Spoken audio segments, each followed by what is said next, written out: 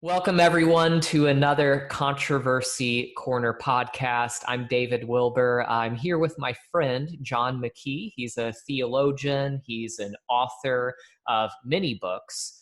And I wanted to have him on because, unless you've been living under a rock, you've noticed that America is kind of going through some interesting things right now. Recent events in America, and particularly, the tragic death of George Floyd and the riots that have erupted all around the United States.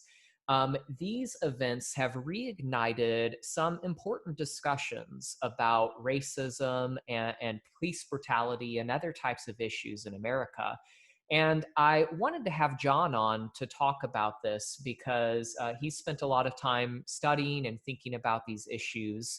And I thought that he would have a really good, informed, and balanced perspective for how we as believers can think about these issues, how we can engage the culture with the gospel, and how we can kind of navigate some of these complicated, complex topics.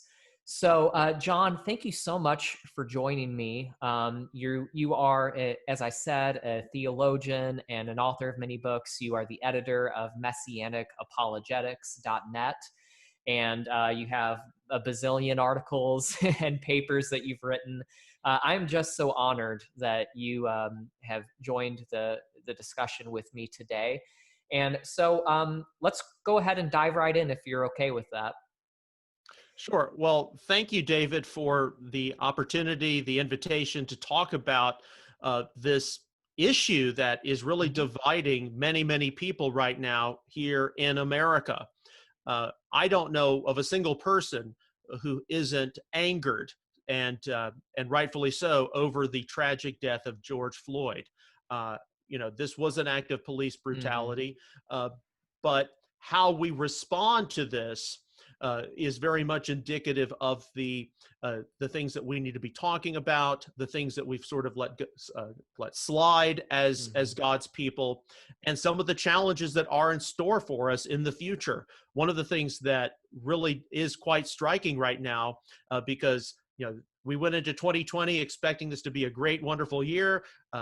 Less than 3 months, we're hit with COVID-19, and we are having to be locked down and quarantined, and then later, as that kind of, as that begins to just kind of fade away, then we have these riots and looting here in America. So God is definitely trying to get our attention as His people, and in Yeshua's Olivet Discourse, it does talk about that there will be, nation rise up against nation and kingdom against kingdom. And we commonly look at that as only pertaining to political states. What is happening with China, for example, and all the control that they have, particularly economic control. But you can look at nation against nation, that's the Greek ethnos, as pertaining to some kind of, ethnic conflict that's going to happen in the last days. And we see that we see a resurgence of that here in America right now. And for people of faith, particularly those in positions of leadership and teaching, it's something that's very heartbreaking and very, very disturbing, because we are supposed to be racially blind. We're supposed to be gender blind. We're supposed to look at people as people. We're supposed to look at everyone as a sinner saved by grace, or someone who needs to be saved by grace, people who need to be loved, treated with honor, treated with respect. All of their gifts, talents, and skills matter for the vitality of the faith community.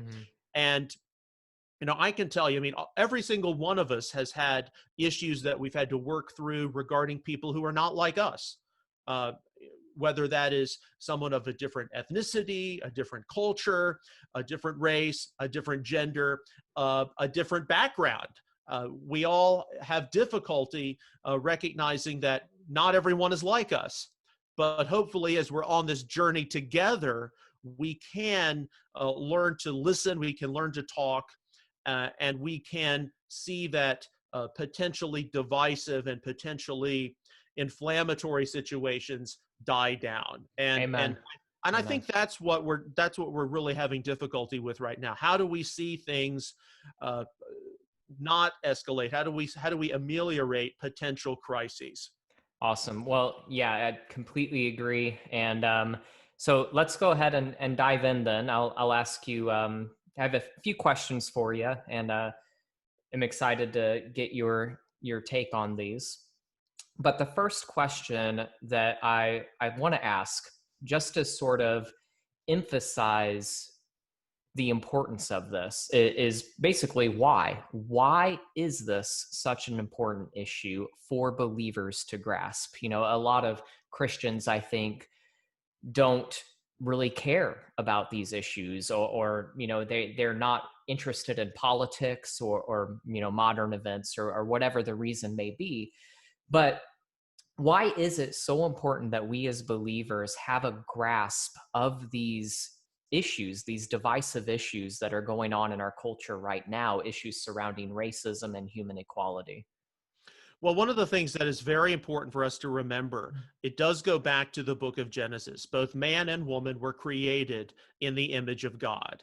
And that doesn't just involve how man and woman have abilities that the animals don't have. It also involves that every single human being has dignity and has value in the eyes of the Creator. And that was something that was very different when you contrast the Genesis account to other ancient Near Eastern myths. In ancient Near Eastern mythology, it was only the king or the ruling class that was made in the image of the gods or goddesses. So every person has value, but yet as a result of the fall, what have human beings been trying to do? They've been trying to fight one another. They've been trying to uh, compete with one another for land, for the girl, for property, for money, for territory, for one's country, whatever it is. And all of these conflicts are a direct result of our sin nature and the fall. And all of us, as much as we would like to think that, well, I'm an enlightened Western person, I believe in equality for all, and I believe in peace and justice and liberty and all this. All of us have built-in prejudices, built-in limitations by virtue of the fact that we have a sin nature. And one of the biggest challenges that we've had is, that we have as people, is we don't often put ourselves into the position of someone else in order to understand them. And this is especially true of Americans because we have a hyper individuality. It's just about me, and it's just about, my needs, and it's about, my money and my property and my, this and that. And that's something that's very foreign into the world of the Bible. The world of the Bible is much more about us collectively. But the power of the good news is, all of us need redemption. And all of us need to look at one another as brothers and sisters. And right now in America, and it's not by any happenstance or coincidence that all of these tragedies are taking place in an election year. I mean, we do have Right. to keep that in mind. These things are being deliberately stirred for political purposes. But these are problems which, as those of us in spiritual leadership or positions of teaching, it hurts us because we interact with people across the spectrum, across the world. I have to frequently tell people, look, this is my perspective living here in the United States of America. I don't know what's going on where you live. I don't know what some of your circumstances are. And if we can learn to do that, saying, look, this is my experience, this is where I'm coming from, your experience might be different, I think we can move ahead in a very significant and profound way to hearing one another and trying to work through some of the difficulties other people have experienced, the rejection and what have you. And it is absolutely true that whether it's with the civil rights movement or some of the other things that we've seen in the past half century or more, that the African American struggle is very serious. But all of us right now have, in America, we have equality before the law. We can be guaranteed a fair trial. Nobody's going to prohibit us from going to a department store or a restaurant or if you board an airplane, you sit where you basically selected the seat. You don't have to go to the back or anything like that. The major issue involves social equality, and that begins in the hearts and minds of every person. And that's always an in-process thing. One of the things that I recall from biblical studies is how it usually took 3 generations for a new proselyte to Judaism, for that proselyte's offspring to fully be accepted into the community as Jews. And if you keep that in mind, it's like there's not some instant switch that's going to solve everything. It's a process. And in this case, look at all the progress that has been made in the past century in the American experience. You don't often see that in any other society, where we are very unique in that regard. But there is also progress to be made. But is it going to be made through violence, or is it going to be made through communication? Right. I often think of slavery and how slavery is literally all around the world. Everyone was practicing slavery. The only unique thing that Western civilization did with slavery was abolish it. And, it's because of these ideals and these values, that I think Judeo-Christian values, as articulated in the scripture, that helped to bring along that, eventual abolishment of slavery and the progress that you're talking about, where we are working toward that ideal of human equality. And that's what I want to ask you next, is that there are critics of Christianity, critics of the Bible, that claim that Christianity and the Bible perpetuates racism and inequality. So I want to ask you, as a theologian, as a biblical scholar, what is your response to this claim? In what ways does the Bible actually affirm human equality and justice? Well, one of the things we do have to recognize is that tried and true, simple yet complicated rule when reading the scriptures: read passages of the Bible for what they meant to their original audiences first, and then deduce principles. And it's in that deduction of principles where we have to see what is the trajectory that's built into Holy Scripture. So you had certainly equality of man and woman lost at the fall. You had the introduction of sin. We've been trying to get back to that over many centuries and millennia. And that's not been an easy process. I think all of us, when we look particularly at the story of ancient Israel in Egypt as slaves, God is absolutely concerned about delivering people from oppressive bondage, like the slavery in Egypt. And the Exodus, up until, of course, the arrival of Yeshua the Messiah on the scene, was the most important event in biblical history, and it still affects us today. And even the civil rights movement has invoked the Exodus as being a major inspiration for the equality of people here in America. So, when you look at the Exodus, God delivers his people from slavery. He humiliates the Egyptian superpower. Other people join with ancient Israel in being delivered from Egypt. He brings them to his mountain. He gives them the Torah, his law. And then all of a sudden, you see instructions regarding slavery in the law code of ancient Israel. What's all this about? And when you get into it, it has to do more with management of debts. It has to do more than indentured servitude. It isn't the kind of slavery that the Israelites left in Egypt. It pertains more to, I have to pay off a debt and I have to sell myself into slavery. But when contrasted to other ancient Near Eastern law codes, Israelite slavery was very, very limited. You could only be a slave for a certain period of time.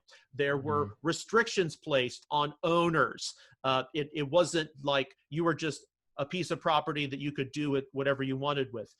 Later, of course, when you fast forward into the apostolic writings, what we encounter regarding this whole issue of human equality, there's the famed Galatians 3:28. There's neither Jew nor Greek, male nor female, bond nor free. Bond nor free, male nor female, and it's obvious that distinctions among people don't go away in the Messiah, but there is supposed to be a unity based on his universal work on the tree for human beings. So you don't have to be of a particular ethnicity or a particular gender or particular socioeconomic class in order to be saved. But slavery was a reality in the Roman Empire. It was something that was highly regulated. Frequently, slaves in the Roman Empire had a great deal of a great many privileges, a great many abilities. They were often much more well educated than their master. It wasn't something they couldn't be slaves for life. But we encounter slavery, particularly in that seldom read epistle of Philemon. If you haven't read Philemon recently, it's understandable. But the scene of the epistle to Philemon, Paul is probably in Rome. He is being incarcerated. Somehow, when he's in Rome, he runs into the runaway slave Onesimus, who was owned by Philemon, who was a believer back in Asia Minor. And Onesimus comes to faith as a result of encountering Paul. And legally, Paul had to return Onesimus to Philemon. But in his letter, he talks about how I am returning him to you as more than a brother. And so you see the trajectory in place. Look, he's a believer now. You're going to have to manumit. You're going to have to release Onesimus from his slavery. And that is that's very, very important. And, we look at this tiny little letter and like, oh, I'm just going to flip over that and not read it. But actually, some of these pieces of instruction, they have very critical direction for us, and it's very relevant for what we're facing right now. Because right now, we're not dealing so much with people here in America in slavery. That was resolved over a century and a half ago. We're now dealing with issues of social equality and how all of us are to look at one another as people who have value. The famed line of Martin Luther King, the content of their character, not the color of their skin. And yes, for some people, it's easier than for other people. But we live in a fallen, sinful world. And when people who don't have the good news of Yeshua present in their lives, when they respond to terrible tragedies, they can get violent. And it's not as though the current waves of looting and tearing down statues, it's not like it's limited to one ethnic group or one sector. This is something that we see with any group that feels that it's oppressed. And so by necessity, we as God's people have to respond to it. And all of us have been affected by this in some way, because even though we might have certain feelings, we have friends, we have family members, we're part of local faith communities, and people are dividing over this. Right. That was really good. I really liked what you said about Scripture sort of setting a trajectory within the laws of the Torah that lead to this ideal of human equality. And even within the laws of the laws regulating slavery in the Torah, as you mentioned, the slavery that the Torah permits is not like the slavery that they left in Egypt. I really liked how you put that. But what I see the Torah doing in its regulations of these practices is that it's pointing to human equality. It's pointing to that ideal that we see, like in Philemon, as you mentioned, and in Galatians 3, there is no slave or free, that we are to see each other as equals. And so it seems that the Bible and these Judeo-Christian values embedded in the Bible, it gives us a framework for justice. It gives us a framework for, fighting for justice and equality for all people, which is hopefully what we all want in this culture. But there is another route that is being taken by secular people in our culture. You and me, John, we hold to biblical values. And so on the basis of those biblical values, we are fighting for true justice, true human equality. Um, there's another movement not based on the Bible, not based on biblical values, which claims to be fighting for the same thing. They claim to be fighting for social justice, and that is the Black Lives Matter movement. And obviously, you and I agree that we agree that Black lives matter. We agree that Black people are created in the image of God, just as we are, and that we must strongly oppose racism. We must strongly oppose, if there is systemic racism in parts of our society, we must oppose that. But this Black Lives Matter movement or organization, as it were, how should believers think of this movement? Should we, as followers of Yeshua, Jesus the Messiah, should we align ourselves with the Black Lives Matter movement? What do you think about that? What are some of the problems that you see with the Black Lives Matter movement? How do you think that believers should respond to it? Well, that's a very loaded question. And I'm going to start out by saying that my experience in approaching the whole Black Lives Matter movement phenomenon might be different than those watching or listening to this podcast. So let me start out by saying I believe that all human life is precious and that human life is the most valuable thing on planet Earth today. And it doesn't matter what your ethnic background is. It doesn't matter what your race is, your culture, your language, or your gender. All life matters. And do Black lives, do African American lives matter? Absolutely. Absolutely. So we absolutely believe that.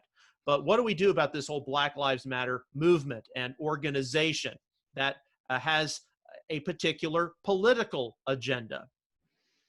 Well, I think like many, many people have discovered, not only good friends of ours, but perhaps even members of our families or extended families, we're dividing over this issue because, I don't know a single person who wasn't angered over George Floyd's murder, and it was murder. But does that mean that we all have to go join the Black Lives Matter organization and stand with them in their rallies in order to express our disdain for this? I don't believe so. And so just over the past several weeks, my extended family on the whole is about 2/3 liberal Protestant. So they believe, all paths lead to God and there's no one exclusive way to God. So, Yeshua, Jesus, that's one way, but you can believe in whatever way you want to. We knew that they would probably, sit to the left of our family on this Black Lives Matter. But a number of my younger cousins, they have actually been radicalized over the past several years in going to college and getting postgraduate education. And some of them have just been just outright, look, you've got to support Black Lives Matter, the movement. Here's some things to read, and it's coming from organizations that have communist in the label. And you need to go decolonize your bookshelf, and you need to really recognize that as white people, you have a privilege that now needs to be confessed of, and you need to be shamed for it. And that is not I don't believe that is what the biblical vision is. I don't believe that is what the United States of America is all about. All of us have gifts and talents and skills, and as ministers of the good news, we're trying to better everyone. And we make sacrifices for certain. We go month to month in paying the bills. This is not an easy life. We have to hear everyone's crap about what's bothering them and all of this. And there are a lot of things in ministry in particular that a lot of people don't know because it goes on behind the scenes, and there are a lot of stresses and strains. So, right now, my family, my extended family, we're divided over this. We're trying to talk about it, but it's not easy. And we definitely have some who are radical leftists. Now, I think that's a situation that a lot of us are in right now. But Mhm. ministerially, being a part of the Messianic movement, I have had to witness a very, some very interesting things happen, because the Messianic Jewish movement right now is probably split about 50-50 on this whole thing.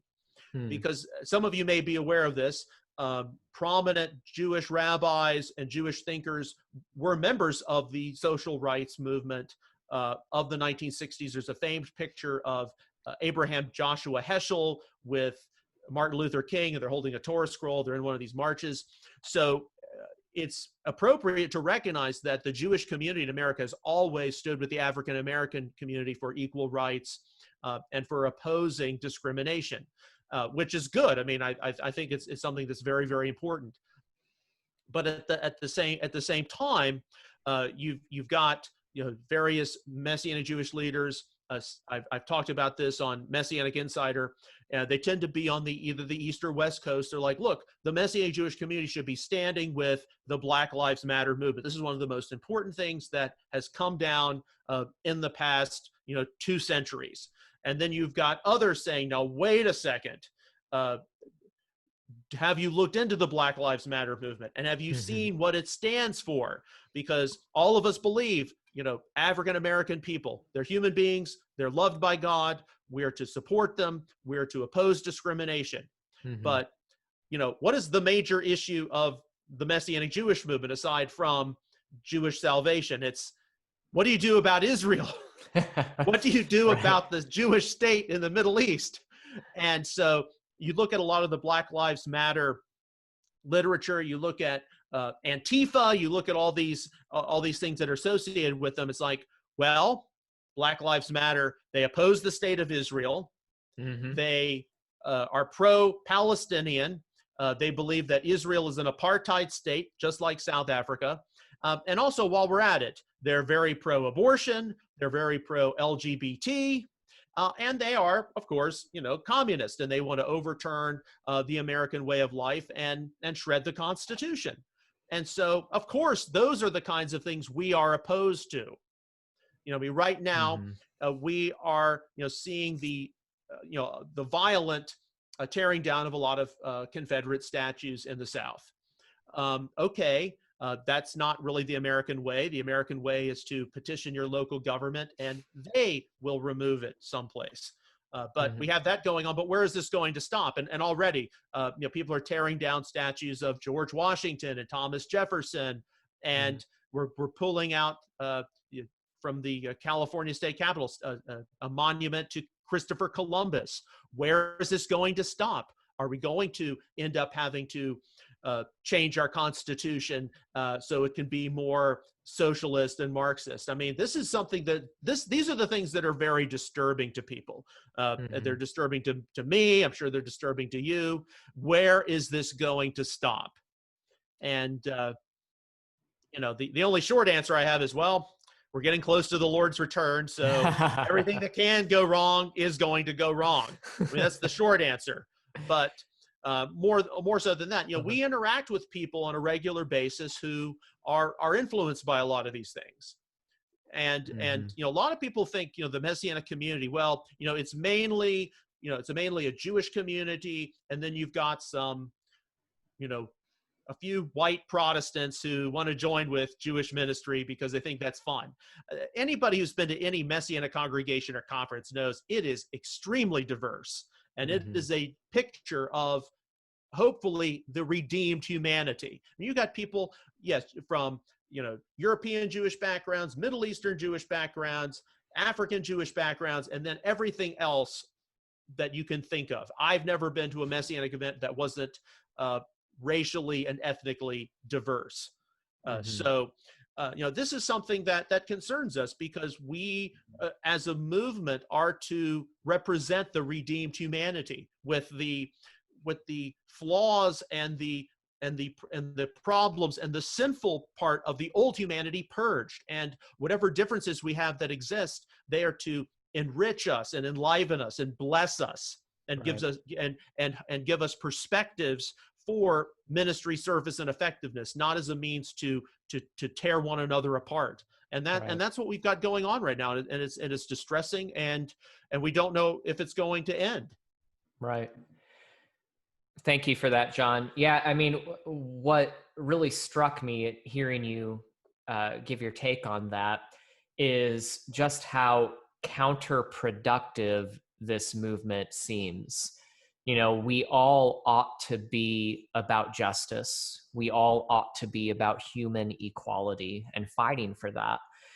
But it seems like the Black Lives Matter movement does more to harm that than it does to actually contribute to human equality and contribute to the value of African American people and justice for them, because it's just divisive, and it's not based on it's not based on a good foundation, I guess I should say. So that's sort of the difference I see with the Christian biblical approach to justice versus these social justice movements like Black Lives Matter, which aren't really based on anything. Well, I mean, they're based on something. They're based on, like Marxist ideas and things like that. Even the I guess there was a video that was recently uncovered by one of the founders of Black Lives Matter, and she was pretty much admitting that, yes, we are trained Marxist, so that's what we believe. But as you explained, and as we see, it's not really accomplishing anything. It's just destroying. It's just destroying. It's not really accomplishing anything for true justice. And so that's where I think Christianity and the Bible, that's where I think we have the advantage over these social justice movements. And I would petition anyone out there that truly cares about justice. If you really care about justice and equality and human value, become a Christian. Study the Bible, and work on that. Work from that basis.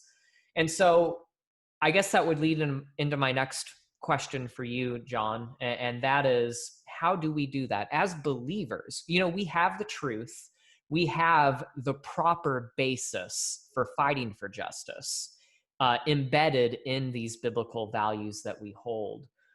How do we today best address the issue of racism, and how do we effectively bring justice and healing to the world through the gospel? Do you have any thoughts or ideas on that? Well, one of the things that we offer that these different secular movements, these violent movements, don't offer is we offer hope. And that is Amen. an eternal hope in the Amen. good news of Yeshua. These other people, they offer violence. They offer ultimately something that is not only counterproductive, but it is degrading to the whole message of equality, because you've got this Black Lives Matter movement with this radical agenda, and they are responding to what they believe are is an ever-present discrimination against their particular ethnic and cultural group. And yes, that's been something present, but are you going to respond to one extreme with another extreme? Or are you going to instead have a peaceful protest where you try to convince others of your position?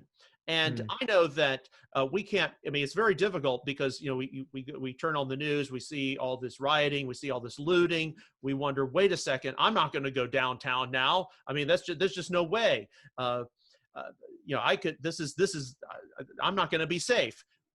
However, there have been reports of these riots.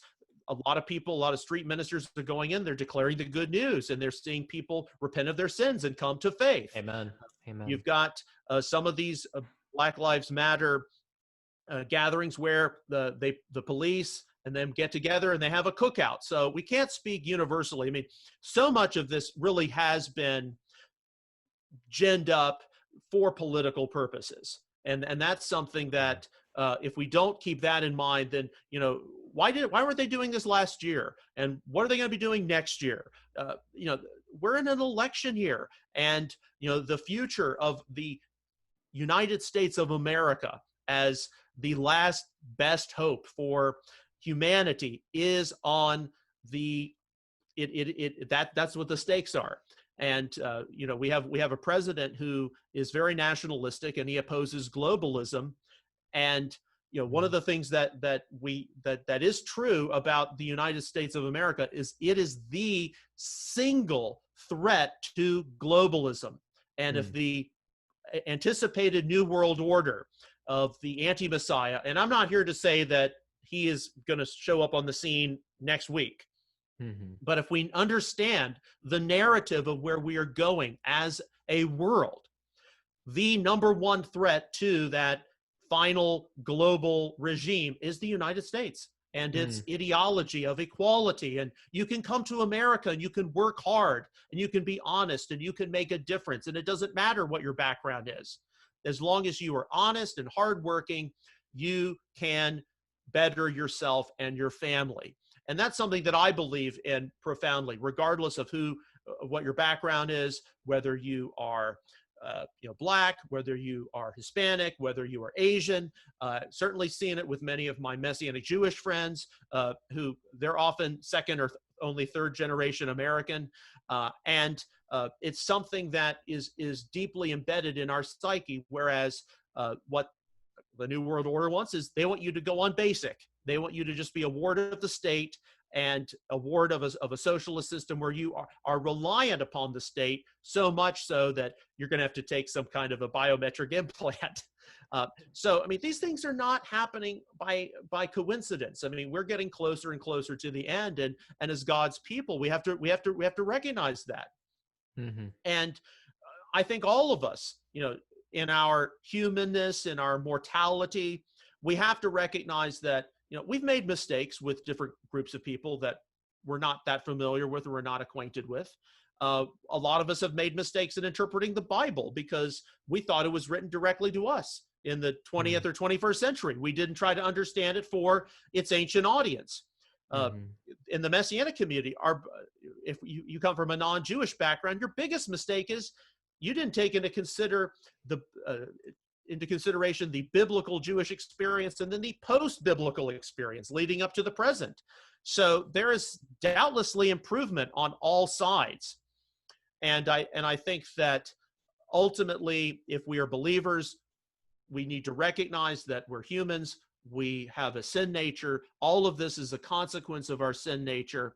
And if we're in a position of spiritual leadership and authority, we have to do our best to stress this so we don't have unnecessary fights or divisions. And it's not easy. And unfortunately, right now it's not as though we got this Black Lives Matter thing way out there, and then I'm in my safe house and you're in your safe home and everything's okay. No, there are people who we know who are being radicalized by a lot of this. And that is what I think is the most disturbing thing. Amen. Well, thank you, John. Something you really, you said that really, struck a chord with me was what we offer that the rest of the world doesn't is hope. And that's something that I kind of want to leave everyone with, is that God can deliver us from our greatest oppressors. And sometimes our greatest oppressor is ourself.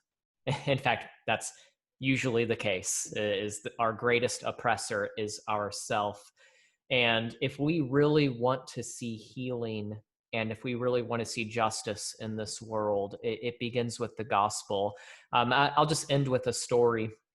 In 2017, there was a white supremacist named Ken Parker. He marched in Charlottesville as a white nationalist. He was a member of the KKK. A year later, he was baptized by a Black pastor. A year after he marched as a KKK member in Charlottesville, he was baptized by a Black pastor. And now he helps others get out of hate groups like other white supremacist neo-Nazi groups. He helps others get out of those groups. So that's what I want to leave everyone with, is that the Black Lives Matter movement or secular social justice movements, they don't transform the human heart. They do nothing to really make lasting change in this world. It's the gospel that heals, it's the gospel that transforms, and it's the gospel that empowers true justice and true social change. And that is what I think we need to, that needs to be our message as believers, is that we care about justice, we care about human equality, and the only way to really achieve that goal is not through a secular social justice movement that comes and goes. It's through the gospel of Yeshua the Messiah, Jesus Christ. And that's the only way that we'll make a lasting difference in this world. So I want to thank you, John, for joining me tonight. I know you're a busy guy, and it really means a lot. It's a huge honor that you joined the discussion today. And I want to thank all of you guys for listening to the podcast. And I pray that you are blessed. And we'll see you next time. Shalom.